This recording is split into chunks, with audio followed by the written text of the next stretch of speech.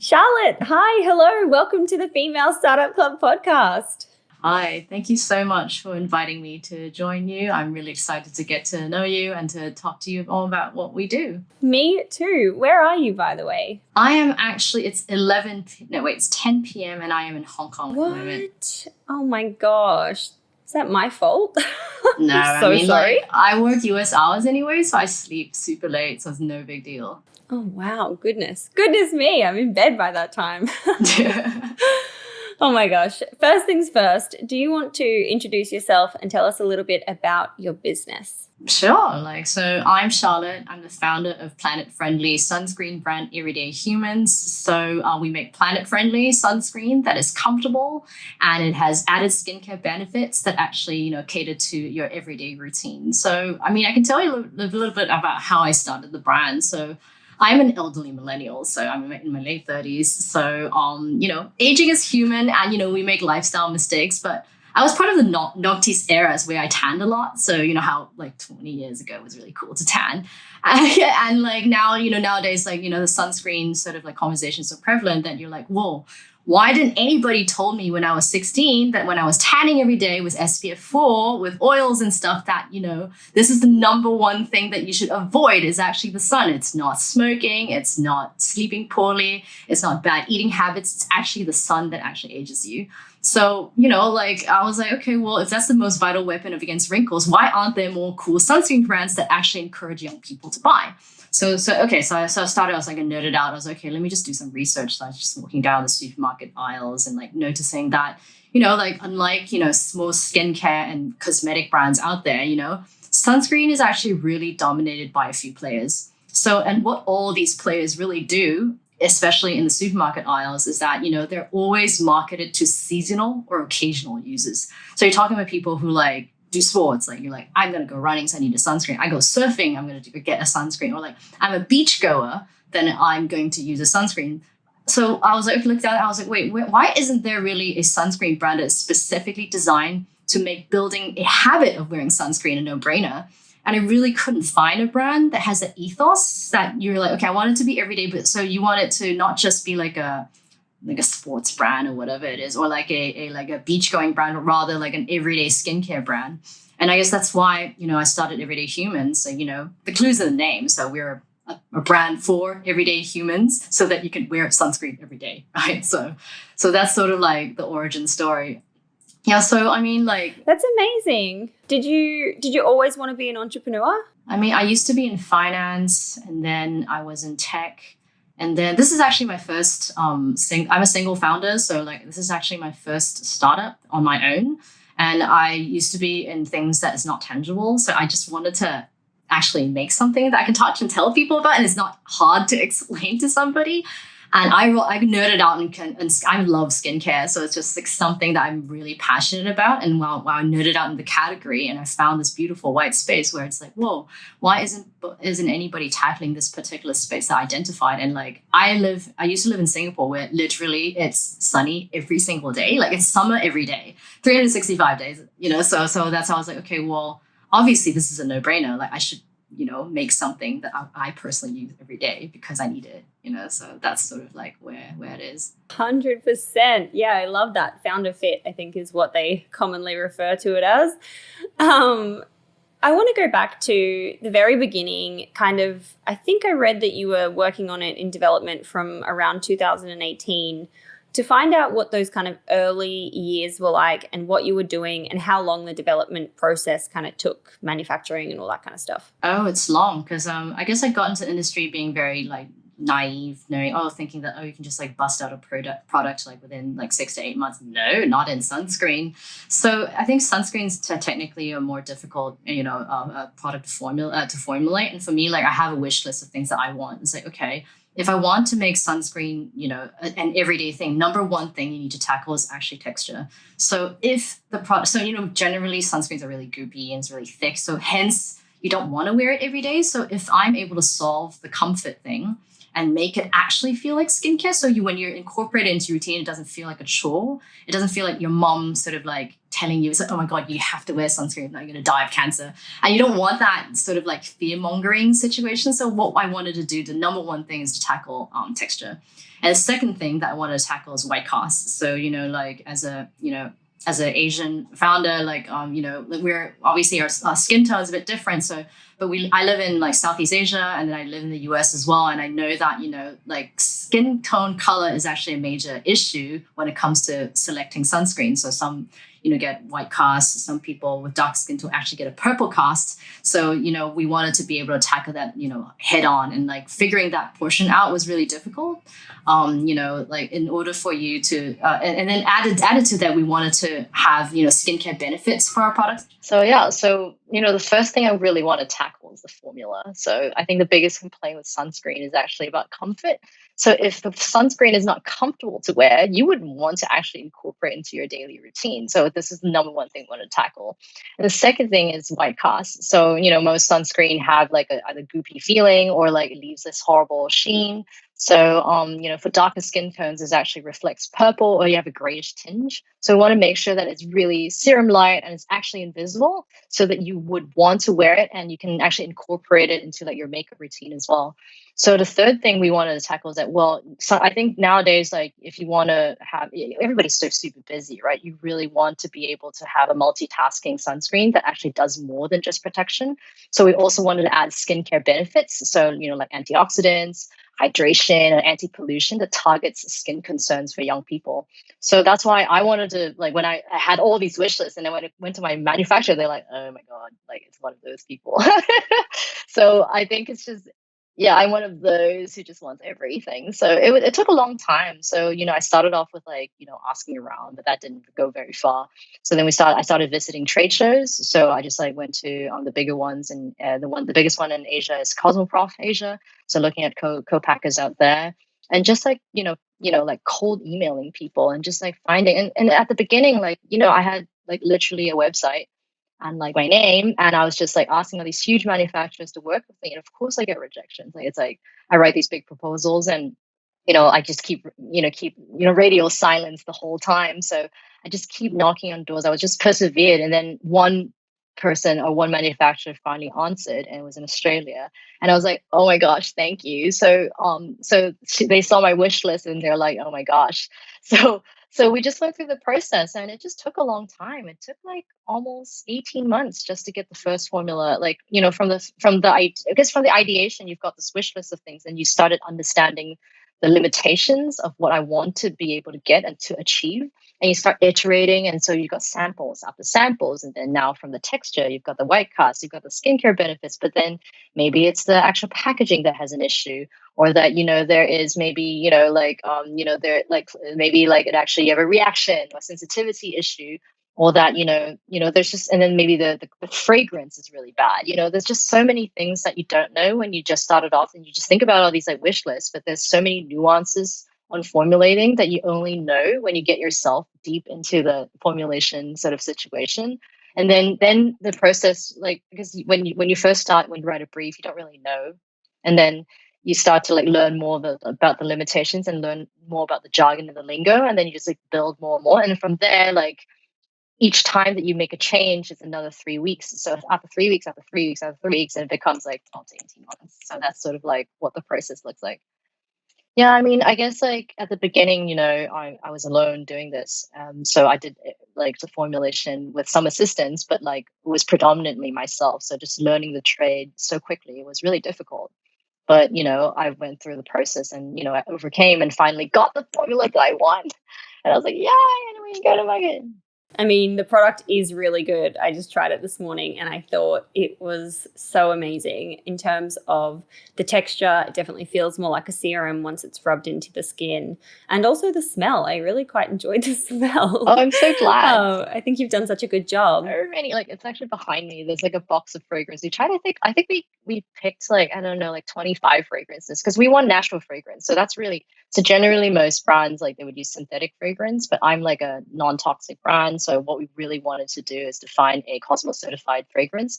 But natural fragrance don't really work well with like a very like a sunscreen has a very distinct scent. So to be able to mask that fragrance and have the original fragrance to come through is really hard. So generally synthetic fragrance can easily cover it. But with natural, like it's just like it reacts, it changes. So it's just like, oh my gosh, like just the fragrance took 1,000 years. And I'm like, but for me, it's like I want every single aspect of it to be like well thought and perfect. And I just don't want to put a coconut fragrance in it and just like blanket it. I want it to be something that's a bit more enjoyable and not like, I think a lot of sunscreen reminds you of the beach. Like I want my sunscreen to not remind you of the beach so that you actually would wear it every day. I love that. That's so clever.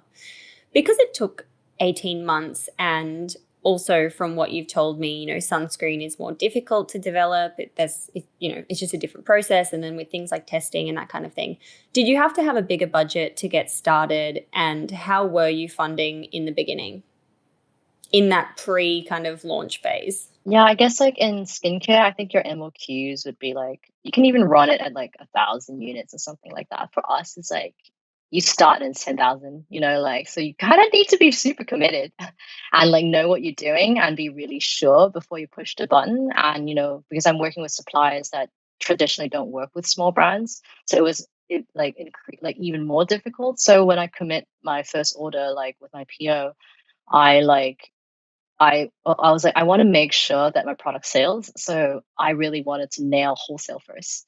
So one of the things I did is pre-selling, I guess, in a way. So I wanted to make sure that I actually have customers before I even push production. So I pitched retail quite early on with just sort of sample formulas in the deck. And like pitching wholesale accounts is another journey in itself. And it was very cool to be able to secure, a wholesale account prior to launch. So that's why I was simultaneously launching with Ulta. So like our first retail is Ulta.com. So it was really, really like fortunate that, they're like the biggest retailer in the sort of the matte stage. You're getting Ulta as your launch partner, yet just on a sample on a deck. Yeah, that speaks volumes about the product. I mean, I was shocked myself as well. So, I mean, I think it really helped that, I went through the Target Accelerator program. So I was a graduate of it in 2019. So I was one of 10 founders to go through the Accelerator in Minneapolis, where it's like a 5-week program. So it was funny because I was like one of 10 founders. I was the only Asian. I was the only non-American, I believe, in the program. So I was just like random person. like, and I was only like, my brand was like 6 months old. So I was like, hi guys, and like people are like super like, and I learned so much in the process. I'm learning how to pitch to big box retailers. I think that process really helped me and guide me through, how to work with, be an omni-channel brand. And I think that I benefited so much just to understand nuances of working with big retail. And that's why I built the brand.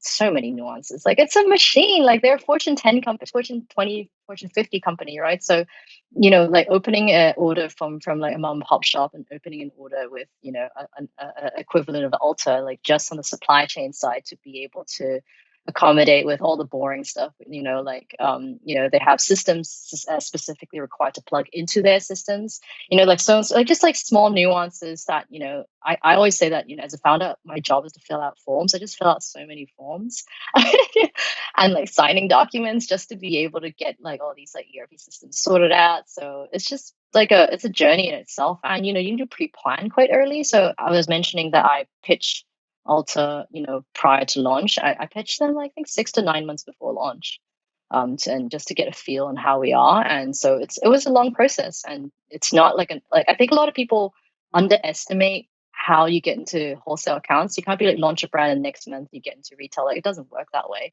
They plan so far ahead, like 6, 8, 9, 12 months ahead that, you need to stay ahead of your game quite early on. And so getting that account with Ulta, which is obviously amazing, what kind of order do they place in the beginning? And is that kind of like, hey, here's my 10,000 that I need to launch? And then, you're negotiating payment terms with them on the side to be able to get like cash in or something? Like how were you? No, there's no payment. No, it doesn't work that way with them. So you can't they always pay post delivery, net I believe is net 45 days. So what I've been trying to do is do PO financing, meaning when I receive the purchasing order and I borrow on top of it to be able to pay for my Who do you use to do that? In Asia, actually commercial banks do that as well. Like it's just doing the old school way, just like working with like HSBC.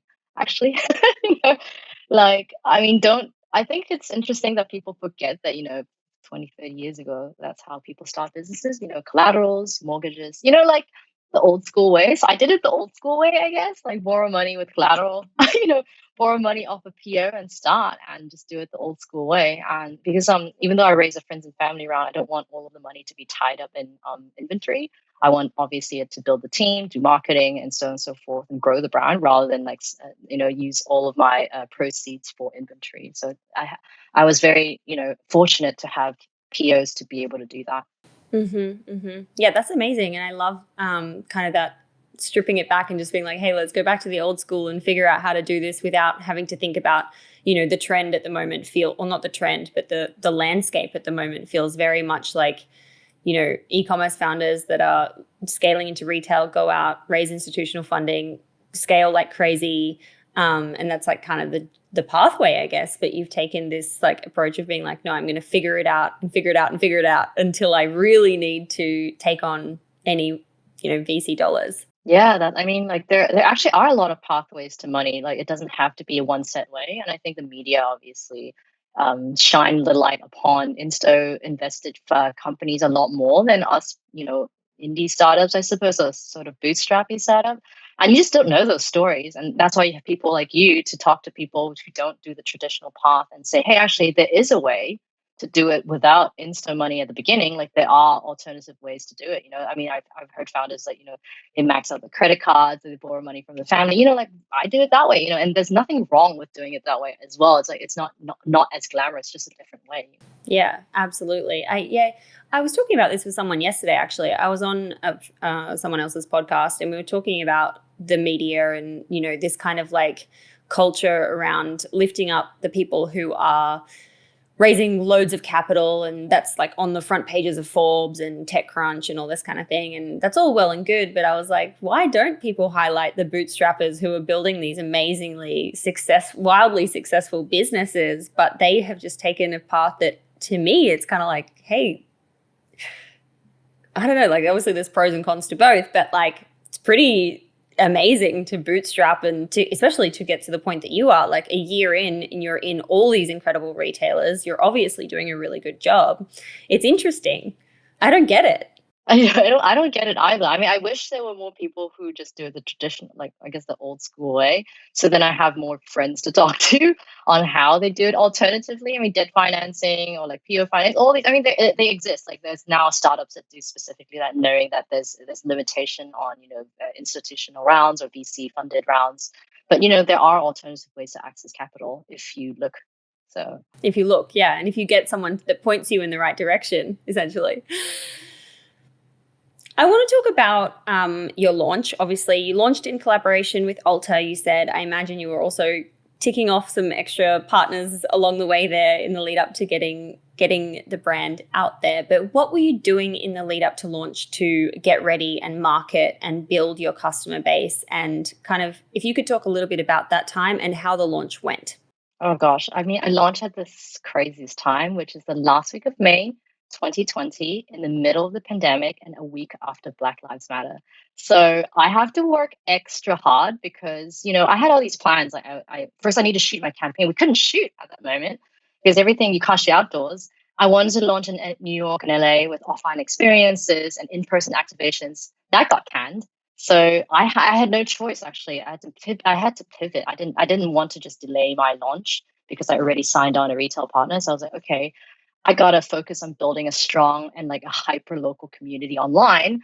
And basically what I did was like, instead of like doing these offline things and do press junkets and all that stuff, like we did everything virtual. I mean, this is nowadays like completely normal, like what we're doing right now. But a year ago, it's like completely unheard of, like to do all this stuff. So we just started off with like good old influencer marketing, right? So it's just like send boxes out and just like scrolling on Instagram, finding all the leads, marketing, like finding like micro communities amongst the people that I want to activate and like talking to press, so on and so forth. And that's sort of like where we started. And it was just, I guess it was like timing as well. It was an interesting time to be alive at that point where, actually not a lot of people were going outdoors, which was interesting as well at the same time.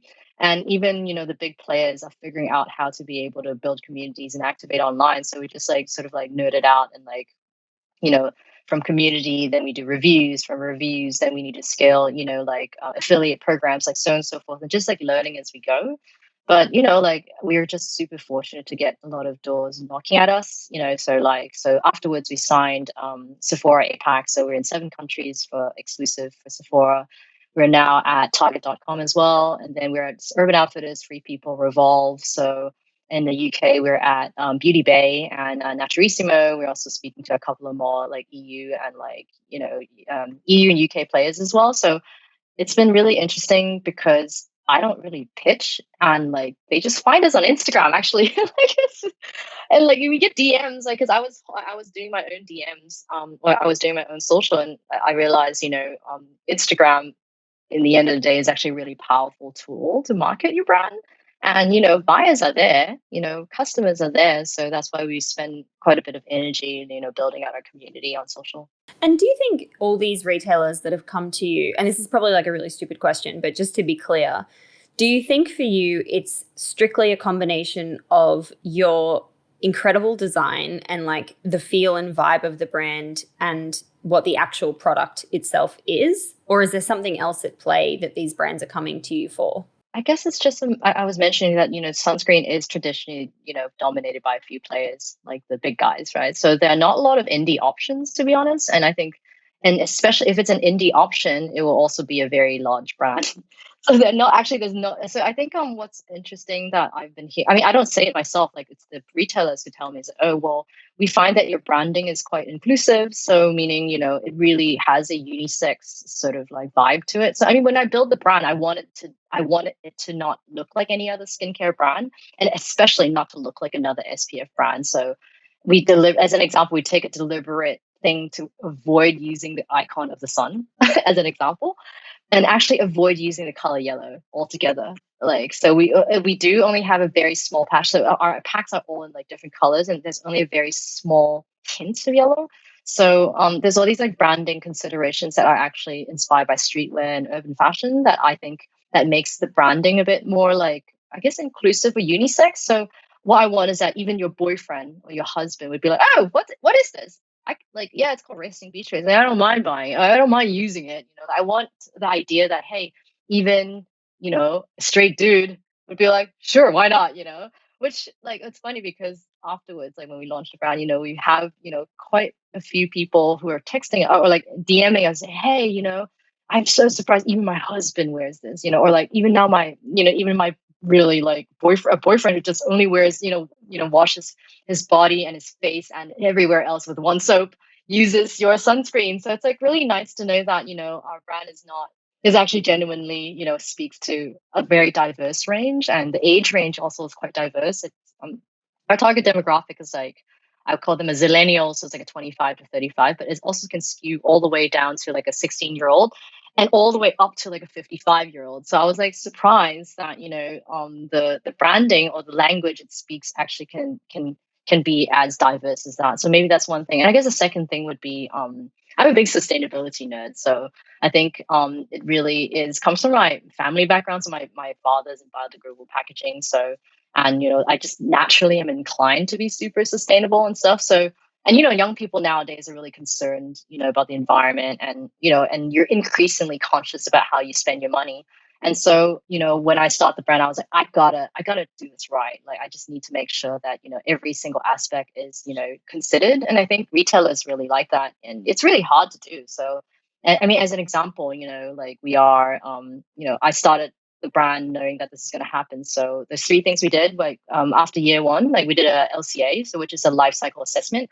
So what it does is that it's a technique for you to be able to assess the potential environmental impact of the business. So it's kind of like a cradle to grave analysis. So you would go through, nerd out on the production systems so that we have a really comprehensive evaluation on both our upstream and downstream energy, so that we know and calculate our emissions. So because I was like, if you don't know how much you're emitting, how do you know how to offset it, or like how to do better? So one of the first things we did is like, first we need to know where we start, and then we develop a plan to reduce. So we are actually one of the first plastic neutral certified sunscreens. So what it means is that what we aim to do is to eliminate as much plastic waste as we use from nature. So I mean, just as a get-go, like all of our tubes are like made out of post-consumer recycled plastic. Our boards are FFC certified, paper boards. We use soy ink. Even our laminate is biodegradable. So we really make sure that really you can actually, there is, a chance for it to be, part of the circular economy. And we also take an even bigger step and say that, okay, well, besides that, we also want to give back by being plastic neutral, where we fund the setup of micro enterprises in remote communities that are struggling with plastic waste pandemic. So what we do is that we help them to be able to eliminate plastic by offsetting our own plastic footprint, and hence we are plastic neutral, right? So that's plastic, because I think the number one thing about environmental, like, you can be climate neutral, we're doing as well. So we're also, because we calculated our emissions, so what we do is that after we know like where we are, we purchase carbon credits to remove them from the environment, and at the same time, to be neutral, what we do is that for one carbon credit we avoid like 1 ton of carbon emissions. Sorry, I'm like nerding out on this, like, but it's like, I love this though. No, I've never like talked about this in such detail. It's so interesting. Please continue. yeah, I'm like when you get me into all this plastic stuff, I'm like get really nerdy about it. So I do apologize, but yeah, like it's like it just like means a lot to me, and I realized like when I'm doing it, I was like, oh, maybe I'm the only person who's like super excited about it, because it's just how I am. But I realized a lot of people care about this stuff as well, and especially retailers, because they're like, hey, we want a sustainable brand as well, and it's hard to find because not everybody can actually nerd out on their supply chain to that extent to be able to get it out there. And unless you've built the brand from the get go, that you started off like that. So a lot of people are changing towards it, but like because I started like that, so naturally, like it was easy for me to be like, okay, well, we're already plastic neutral certified, we're already climate neutral certified, and like we're moving towards goals and like using upcycled ingredients, so on and so forth. So that's like nice, like when retailers hear me nerd out about it and they're like, oh, I'm so excited too. It's like truly built into the DNA of your brand versus someone who's just slapped on the sustainability message when you're like, I'm not so sure if you're sustainable. Well, I mean, like it's hard, right? Because in the end of the day, we're making products. So how, like, in the end of the day, we're putting out something like into the universe, right? And it's an extra thing. So now it's like, how can you make conscious decisions? So even though I'm making it, we're still making stuff, right? So how do you make stuff more consciously? And you need to dig quite deep, and you need to be really nitty gritty about your supply chain to be able to actually make that pledge, real. So And when you're doing that kind of thing, what's the downside for you as a brand owner in thinking about like the business side of it? Like, does switching to these kind of, consumer recycled plastics and the board that you spoke about, does that affect your unit costs when you're making those decisions? of course, like 100%. Yeah, it's always more expensive, and it's always harder, and there's always more limitations. I mean, I can nerd out on packaging. So, as an example, so PCR, post consumer recycled plastic, it comes with percentages. So, you can have like 10%, 30%, 70%. But actually, when it's 100% PCR, because it's obviously recycled plastic, so it's not clear. So, it's not white or like crystal clear. So when you add a color to it, it actually makes it dirtier. So like as an example, like we were trying to like make this green, like our RBF is green in color, right? Like we actually had to change the Pantone quite a few times to adjust to the added grayness of the original virgin color.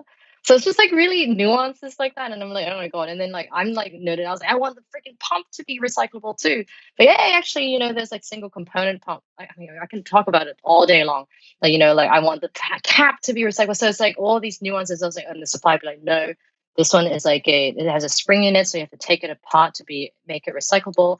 This can only be a certain plastic, so on and so forth. Like this cannot be PCR, or like it can only be virgin PET because of the hardness. It needs to be AS, whatever, So there's just like, it's like a struggle every day just to be able to get to what I want to achieve. And it's just now supply chain is getting smarter that, hey, everybody wants this stuff. So but it's still hard to find, and it's still more expensive to go through the process because everybody's still in R&D, and there's a lot of demand, but not a lot of people actually, get to the point where it's like perfect, right? So it's like constantly knowing the trend, constantly knowing the technology that's involved, and constantly nerding out on materials is like a big thing for me, right? So Wow, it sounds like, sounds amazing that you're doing that and taking that challenge like head on. But yeah, it just sounds like you've really got to commit to it, because of course it's just adding a million more challenges on top of everything else that you're doing. But I love that. I admire that so much. And I can understand why it's important for retailers and why that makes you highly attractive as a brand, in addition to being a great product and having, amazing design. It makes a lot of sense. That's really cool. Thank you so much for sharing. I didn't know a bunch of that stuff. You've just blown my mind, which I love.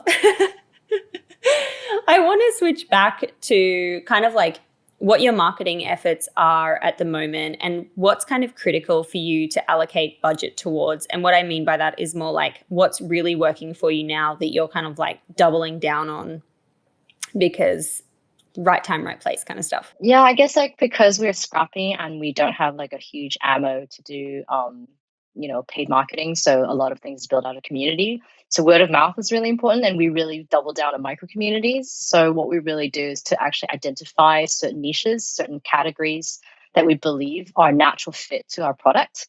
So like it's a lot of trial and error, because like naturally be like, oh, obviously beachgoers, right? So but then beachgoers, they might just want like a tanning oil instead. So, and then you're like, okay, maybe people in California, and you're like, okay, they're like people who are into sustainability. Oh, no, actually, they really prefer something more premium, or like they want something like completely mineral, whatever. So we just like had to iterate and like identify micro communities through social media. And then we finally found like our guys, our people. And we're like, and then we, who are your people? that's the secret sauce, right? So we have a couple of people, like a couple of TAs, right? And we're like, okay, like these are the TAs we're going to double down on. And we didn't realize, and a target audience, like, sorry, a target audience. So we're like, oh, so after like iterating and changing and just keep trying, and then finally something stick, and you're like, oh my God, like this is it, now we need to double down on that and like spend money and resources in it. So one of the things that we noticed is that TikTok is a really an interesting place to play. So Instagram now, I think it's been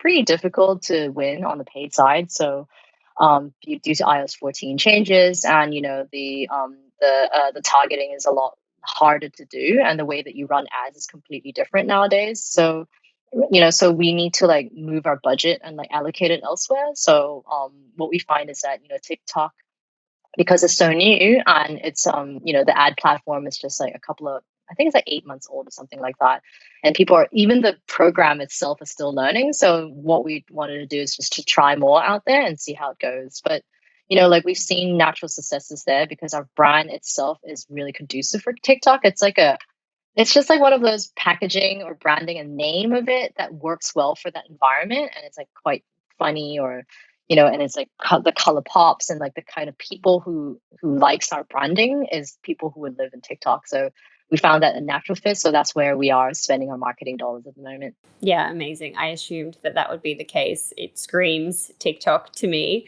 I just want to dig a little deeper though, when you're talking about finding those micro communities and those target audiences. What do you actually mean? Like, how do you find them, and what are you going, like, what's the tactical, like, step by step? Are you like finding a Facebook group of sun goers and then being like, hey, do you want to try my product? Or like, what at scale, what does that look like? So at the beginning, it's just more like through word of mouth, you sort of like see a natural sort of like if you put it on a graph, like you on all of your purchases and all of the demographic information, you kind of see where the clusters are. So the minimum that you have at least is cities, right? So you're like, okay, so I see that, for us, our heat map is actually California, which makes sense.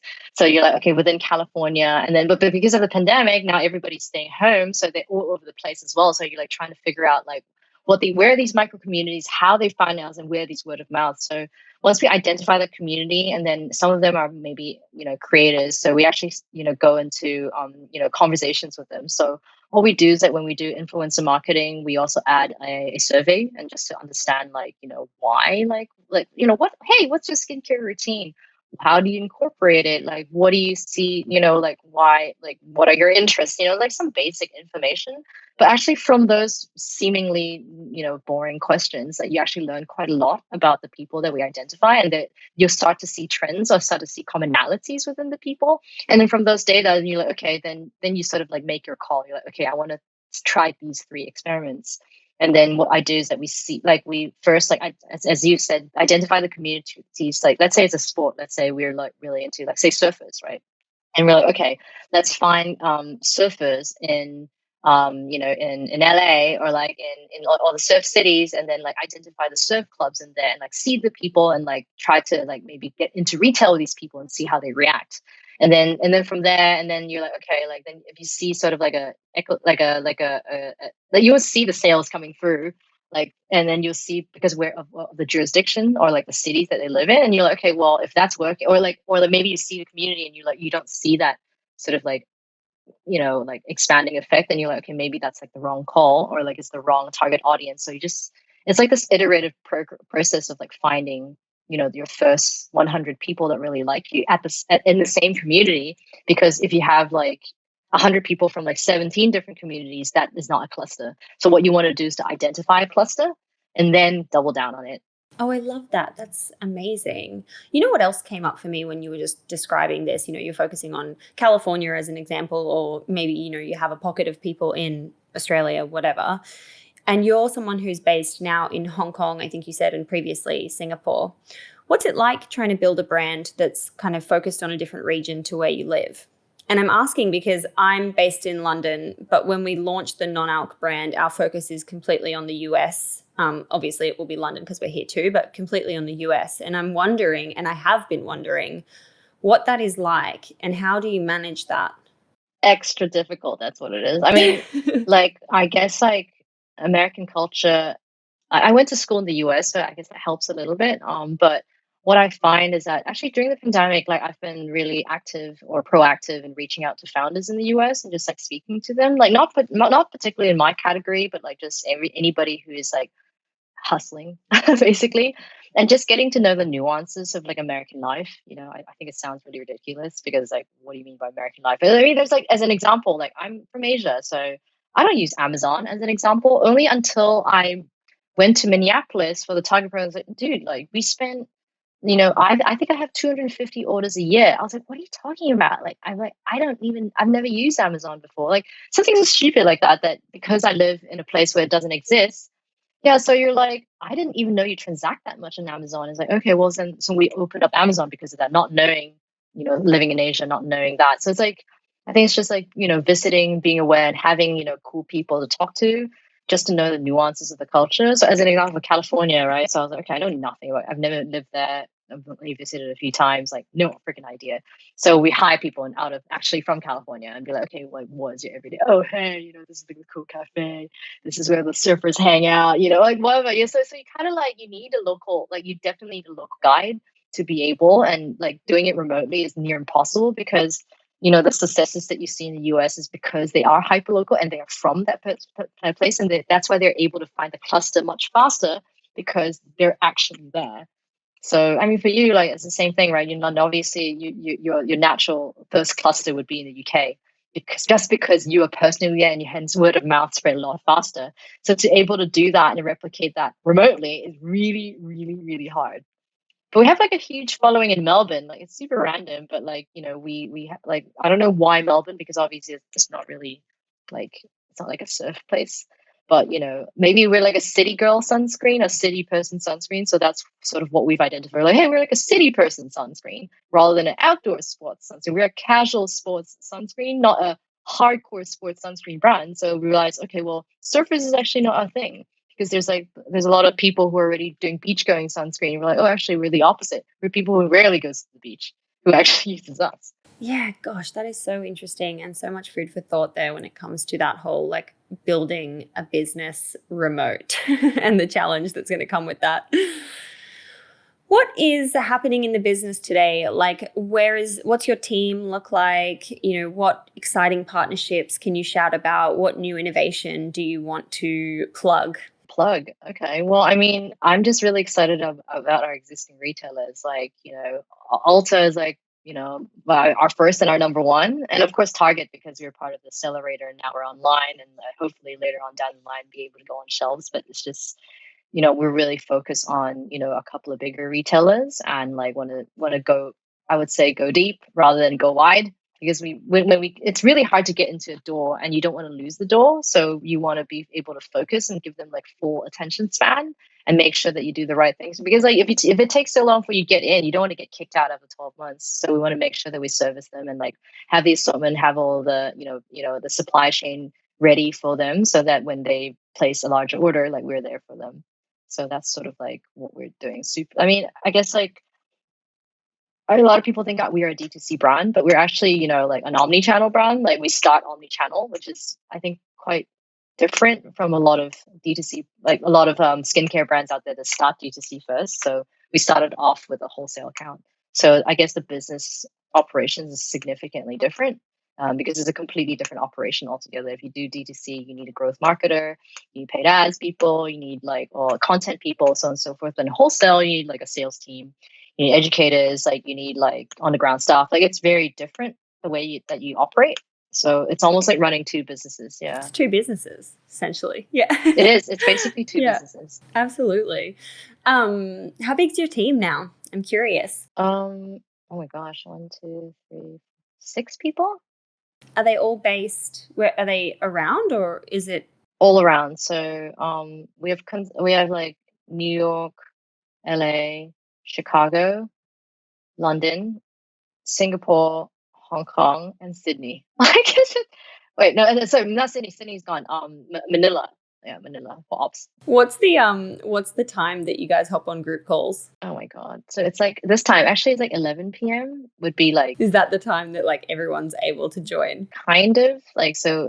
The one that's the worst off is always me. So like, but yeah, like it's always like I'm the worst off on like the 11, 12 midnight calls would be me. But yeah, I mean, like I'm so used to it. It's no big deal. But no, you'd be surprised by. I mean, I think it touches upon something that you mentioned earlier about team. Like it is really hard to build a culture when you do it remotely. So, like I think it's much easier to build a company when you meet your coworkers face to face and you ideate together. So, technology has advanced quite a lot. It's the way you have Zoom calls and stuff. But I really believe that, in the end of the day, like building a team that's close to you, or at least have centers around like the places that you market to, and then you have people around there, like really makes a difference. Yeah, I see that. That makes a lot of sense. What is your top piece of advice for entrepreneurs? I guess like don't do it if you're not committed, because like I'm super committed, like, and the thing is like you have a lot of bad days, like entrepreneurship sounds really glamorous, but like 95% of the time it's pretty bad. like you're just like firefighting and you're just like, oh my god, like problem solving, you're just like fixing things all the time, right? And the glamorous side is very fleeting. Like winning an account, yeah, it's great, but like you're okay, once you win an account, you're like, okay, now I'm gonna supply that order. So it's like if you don't, Yeah, now the hustle kicks into that. yeah, it's like, so you really better believe in what you're building, that what you do adds value, and it makes sure that you're putting out something that it's conscious, and so that like you believe there's the purpose of creating the brand, that there's something more than just like selling, making money. And I think that success and the purpose of my brand will be validated by how well I do through that journey, right? So that's why I believe it's like if you don't believe in it yourself and just in it for the money, I think it's quite hard to like go through the downs if you're only there for the money. 100%, totally. You need to see what kind of like or rather, I'm going to reword that. You need to be creating something that you can be proud of to put into the world and look back and be like, yeah, that was awesome. Loved that for me and the world. Yeah, exactly. I mean, that's why the planet friendly piece was so important to me, and the inclusivity piece, because like, yeah, I'm still selling sunscreen, to be honest. Right? It's just sunscreen, but like some of the things that I truly believe, like very passionate about, I baked it into the brand, and that's what that puts me that gets me out of bed. Like I'd be like, I'm actually trying really hard to be more sustainable. I'm trying really hard to be inclusive. I'm trying really hard to be conscious. Those moments really drives me and makes the team really excited. And it's, you're not just making another paid ad, another email, and like you're actually doing something more meaningful. And I think that's truly like, the mission of the brand is really important. Let's jump into the 6 quick questions, part of the episode, which I wrap up with at the end of every interview, some of which we might have covered, some of which we might not have. But question number 1 is, what's your why? Why are you doing what you're doing? I guess I just answered that, right? Like, I want to be able to make, like what we're trying to do is to be able to build, sunscreen as a daily habit. And I wanted to make it as planet friendly and as conscious as possible. And that's my why. Question number 2 is, what do you think has been the number one marketing moment that's made the business pop? Going into retail. So I think going into Ulta, going to Target, going to all the sort of famous stores really put us on the map. Amazing.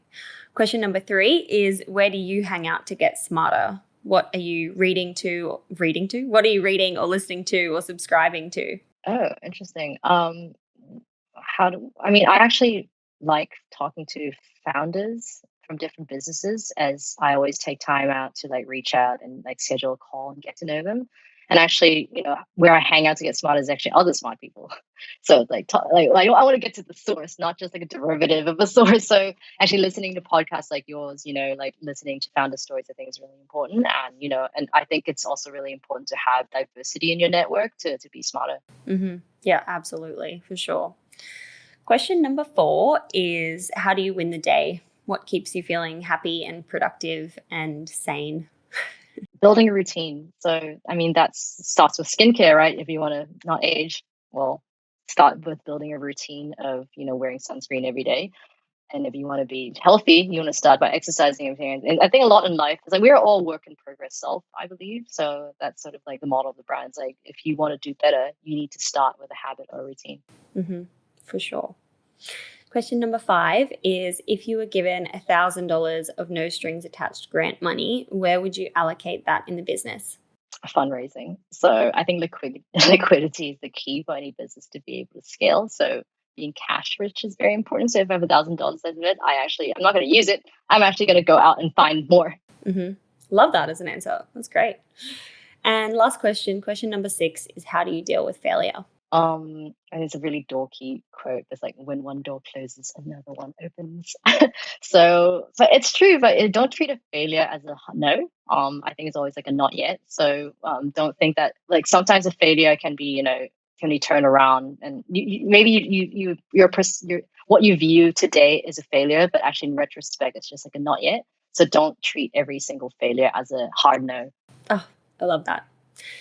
This was so amazing, Charlotte. Thank you so much for taking the time. You have shared so many cool things that I didn't know. Definitely didn't know what an LCA was all about. Life cycle. So yeah, it's pretty nerdy. Sadly, but now I do.